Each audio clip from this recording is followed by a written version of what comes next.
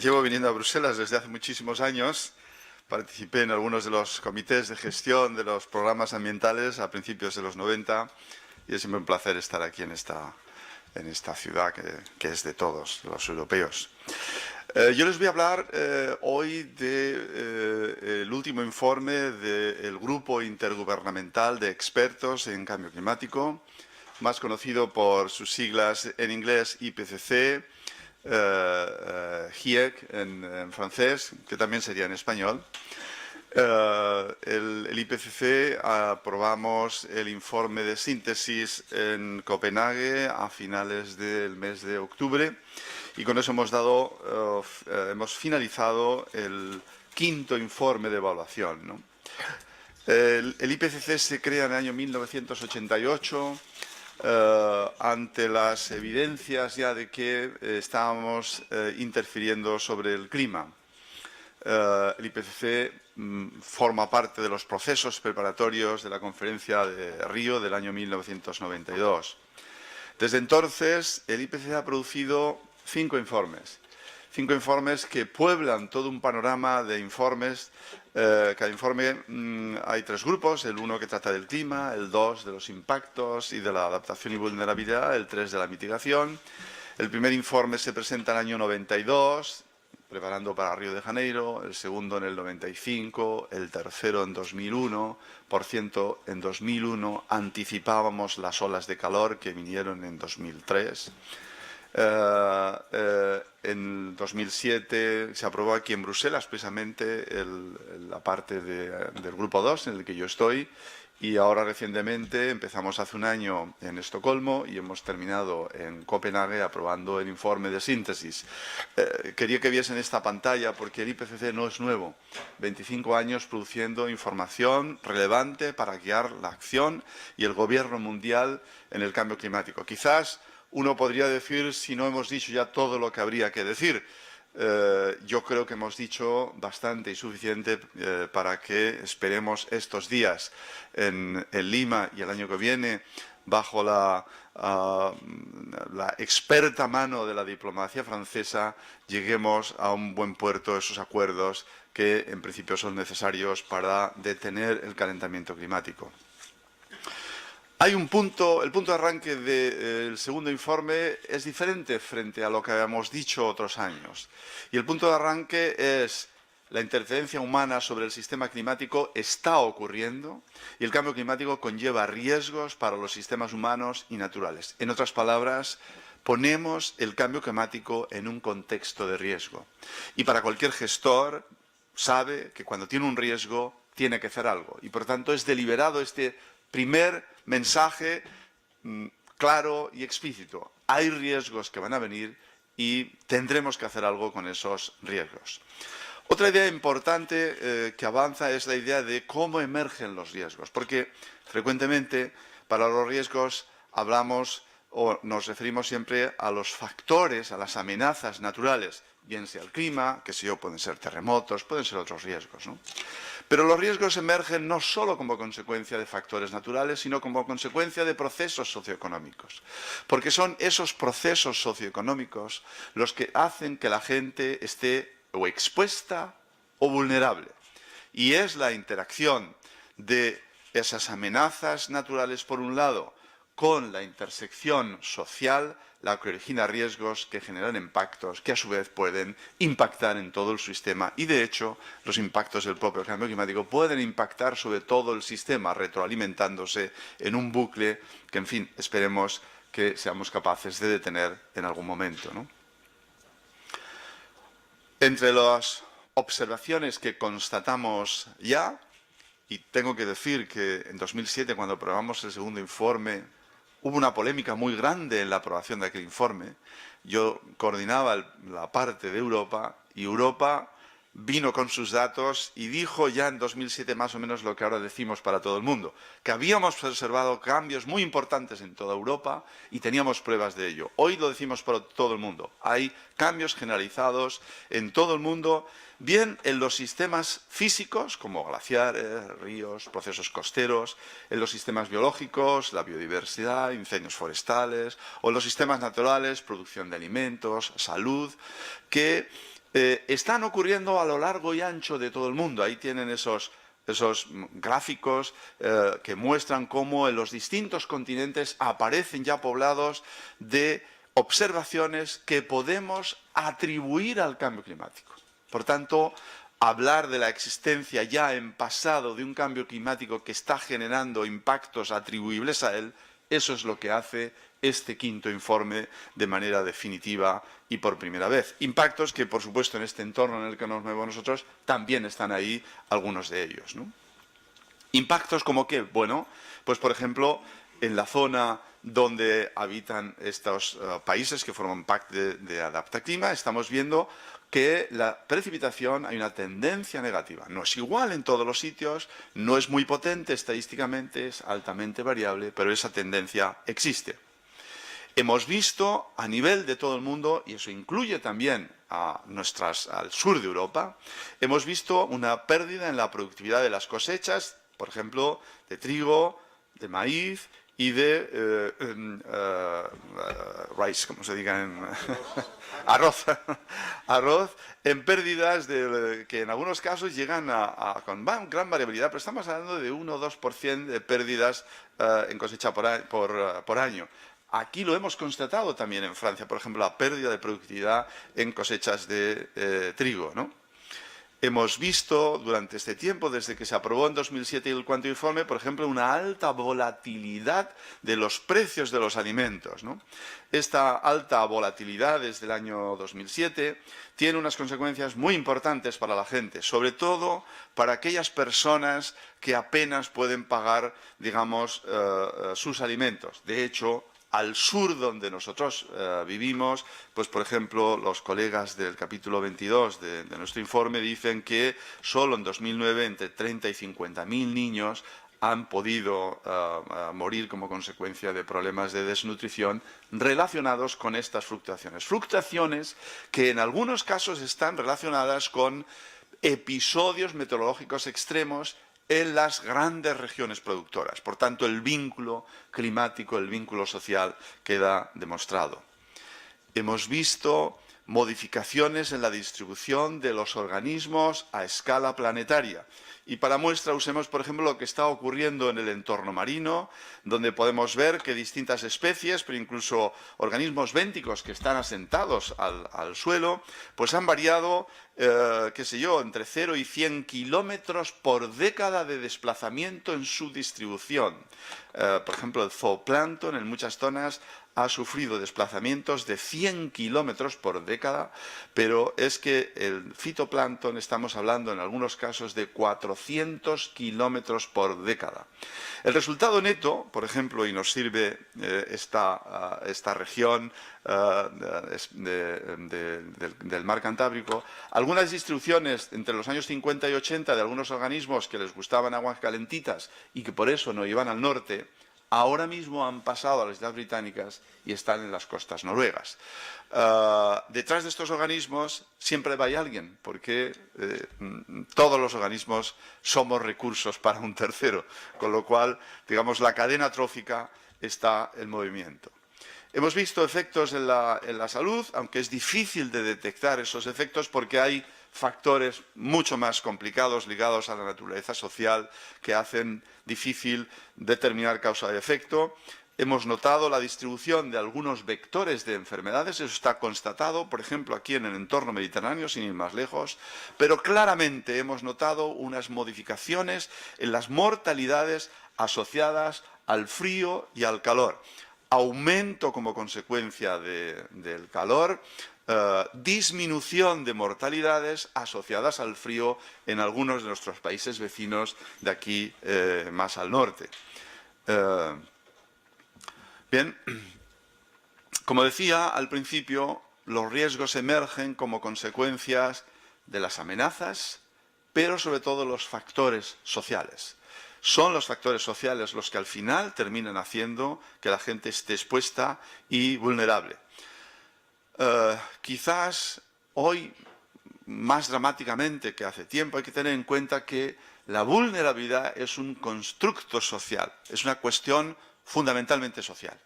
Y que las desigualdades son las que están fundamentalmente detrás de la incapacidad o de la poca capacidad de poder hacer frente a las emergencias, y que ahí las desigualdades relacionadas con la edad, con el género, con el grupo étnico, con la raza, es decir, la marginalidad de los distintos grupos sociales es determinante en generar desigualdad. Y lo es por una razón muy sencilla.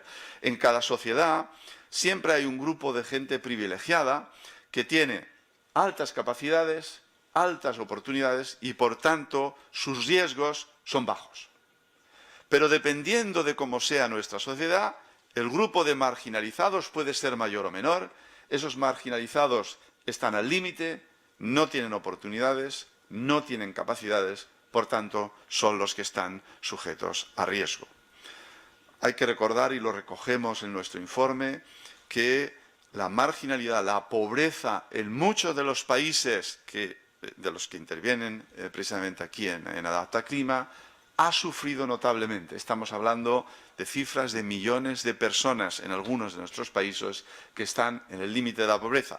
Y sabemos que nuestra pobreza no es la misma que lo de otros sitios, pero aún así es pobreza y son gente que no va a tener esas oportunidades para hacer frente a determinadas cuestiones. Luego después elaboro un poquito al respecto. ¿Cómo afrontar esta nueva situación? Y aquí es importante estos proyectos que ustedes están haciendo y que la Comisión está proporcionando, porque el problema, lo que el cambio climático socava, mina, son las bases del futuro. No sabemos cómo va a ser nuestro futuro. Y gestionar algo que no se sabe es complicado, porque hasta ahora nuestras predicciones, nuestras proyecciones se hacían con una percha que se apoyaba en el pasado y la proyectábamos en el futuro. Pero eso ya no sirve. Ahora el futuro depende en buena medida de lo que hagamos, con lo cual nuestras programaciones, nuestras actividades a futuro no se pueden basar ya en el pasado. Tienen que tener en cuenta cómo va a ser ese clima de futuro. Y ese clima de futuro no es predecible, se mueve con unas incertidumbres y gestionar esas incertidumbres, eso es lo complicado. Por eso, digamos, no queda más remedio que hacer una valoración de la situación, hacer un análisis, ver opciones, tomar decisiones, estar sometiéndolas constantemente a escrutinio para ver si son correctas. Nos vamos a encontrar con sorpresas. Es decir, vamos a estar constantemente cuestionándonos nuestras propias decisiones, porque las bases de nuestra toma de decisión simplemente no son lo firmes que quizás en algún momento pensábamos que eran. Por tanto, creo que es importante este elemento a la hora de adentrarnos en el futuro. Y los riesgos van a ser mayores, y los riesgos van a ser tanto mayores cuanto mayores sean las emisiones. Es decir, aquí tenemos las opciones de futuro.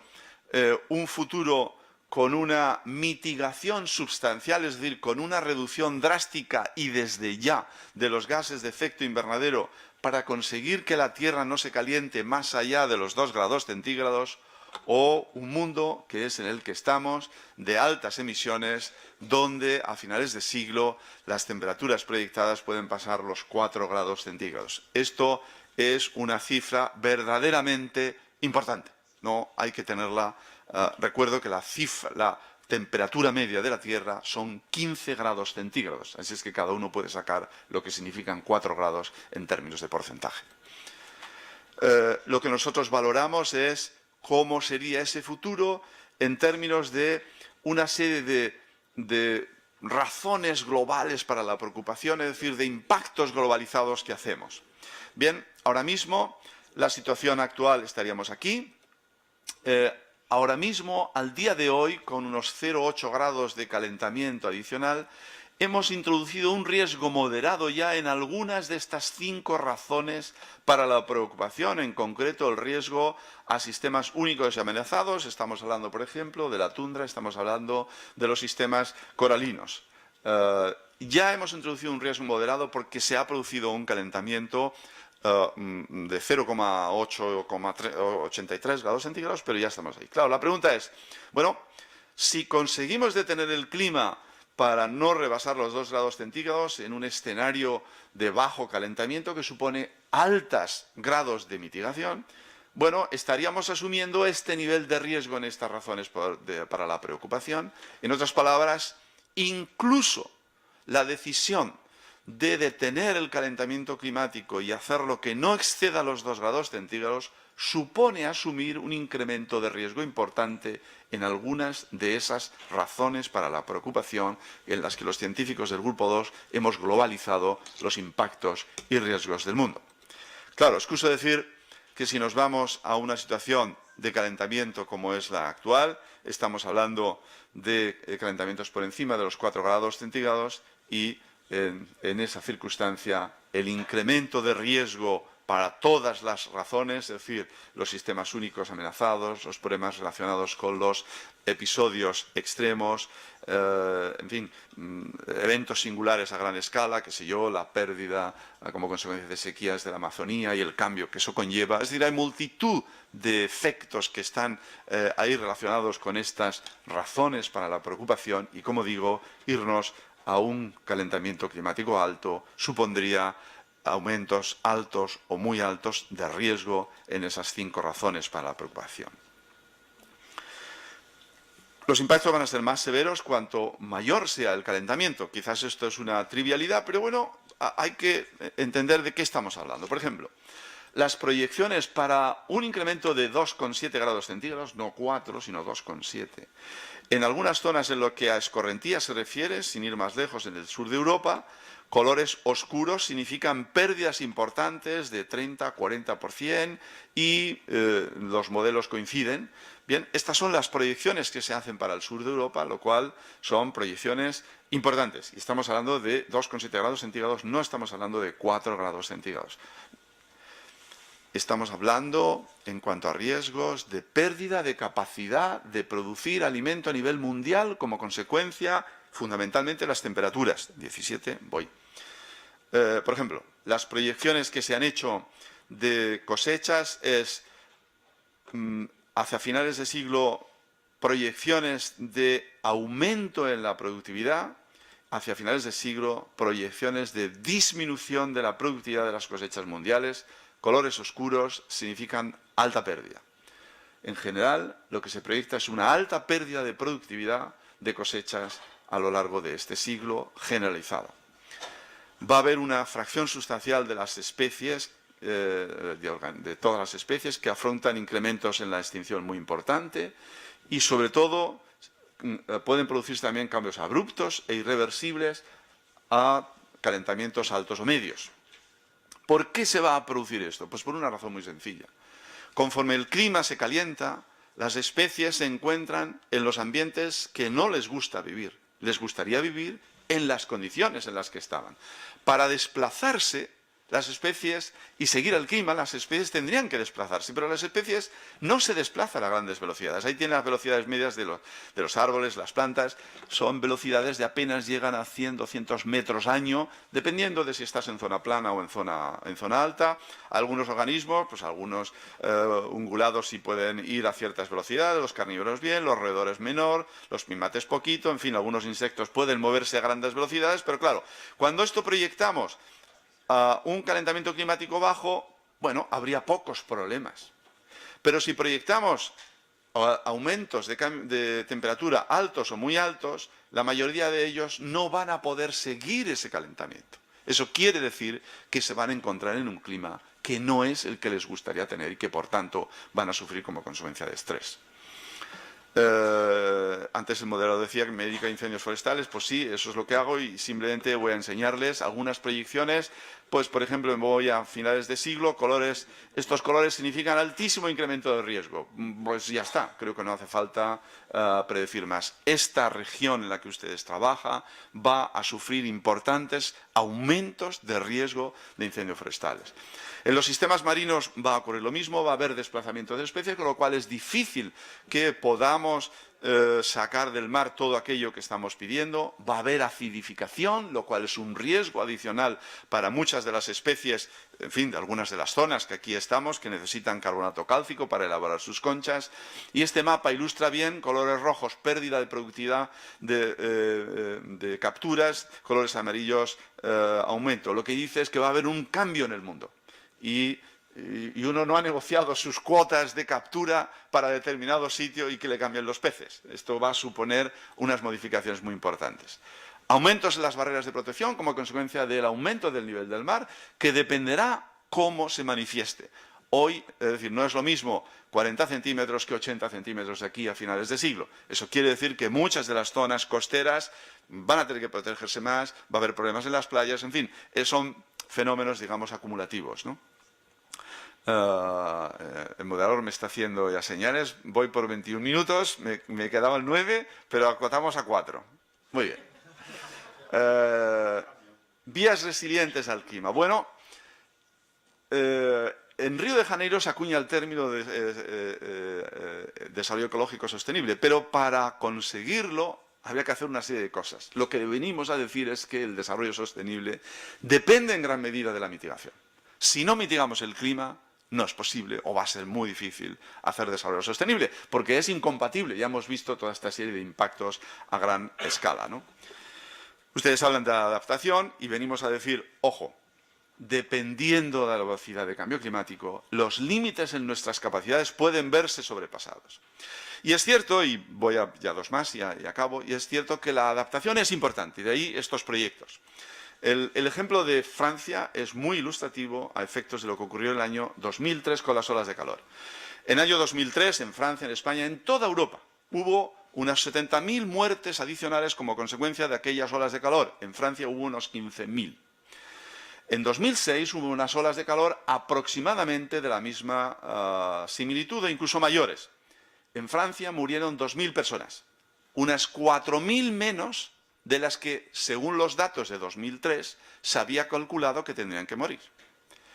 Hubo unos programas de adaptación importantes e hicieron que en vez de 6.000 personas, solo muriesen 2.000.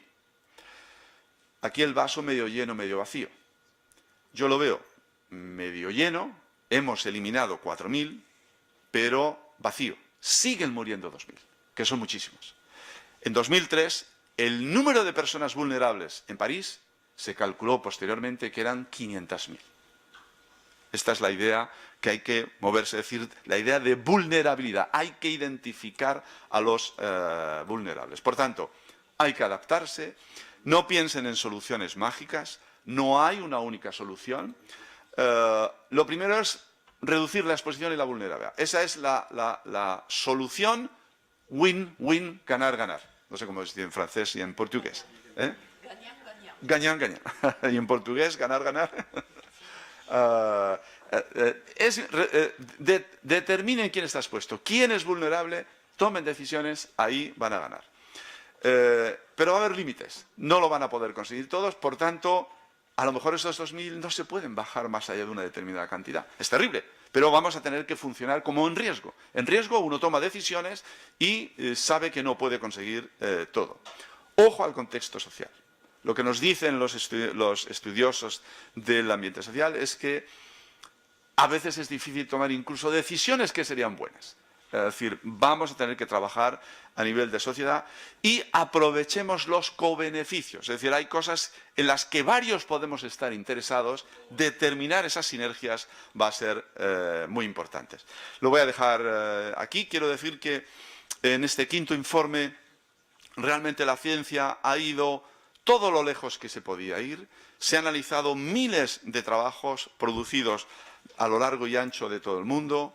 Creo que en estos 25 años el IPCC ha hecho una labor verdaderamente excepcional y, como decía, gracias a que la ciencia es sólida, independientemente de que algunos todavía no lo crean, bueno, es su problema, la solidez de la ciencia es incontestable y gracias a eso hoy en Lima están discutiendo las medidas que tenemos que tomar y, como decía, espero que de esta conferencia de Lima salga una hoja de ruta de manera que el año que viene nuestros amigos, bajo la dirección de nuestros amigos, los diplomáticos franceses, el mundo entero saque a la luz un acuerdo vinculante que nos sirva para detener estos riesgos del calentamiento del cambio climático. Muchas gracias.